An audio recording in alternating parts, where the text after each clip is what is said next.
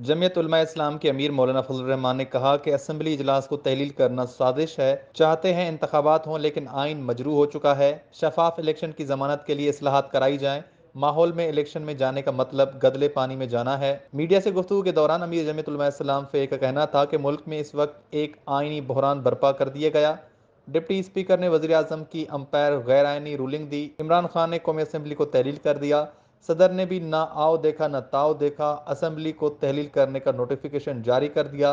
मुल्क इस वक्त एक आइनी बहरान में है। आखिरी ओवर अटल मुतालबा ये है और अदालत से इल्तजा है डिप्टी स्पीकर की रूलिंग को मुस्तरद करार दिया जाए। उन्होंने कहा कि अरकान कौमी असम्बली को तहरीक अदम एतमाद पर वोटिंग का हक दिया जाए। 2018 की हुकूमत धांधली से बनी। पहले इंतखाबी इस्लाहात की जाएं फिर इलेक्शन हो ताकि धांधली ना हो। इमरान ने मफरूज़े की बुनियाद पर डिप्टी स्पीकर की रूलिंग को बुनियाद बनाकर असम्बली तहलील कर दी। ये खेल नाकाबिले बर्दाश्त है, इस खेल को नहीं चलने देंगे।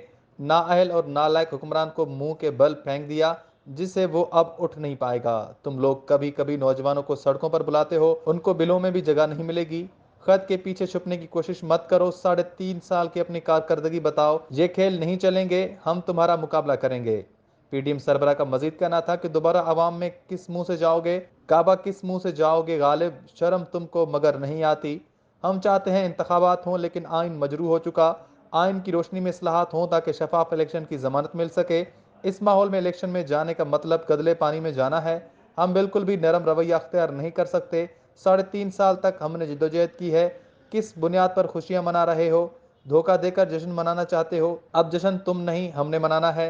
चाहते हैं इदारे अवामी बहस से बाहर निकलें। अगर वो खुद अवामी बहस में आएंगे तो खुद अपने गरेबान में झांकें। हमसे गिला ना करें। किसी इदारे के इंतखाबात में मुदाखलत नहीं होनी चाहिए। एजेंडे के मुताबिक वोटिंग होना थी। असम्बली इजलास को तहलील करना साजिश है।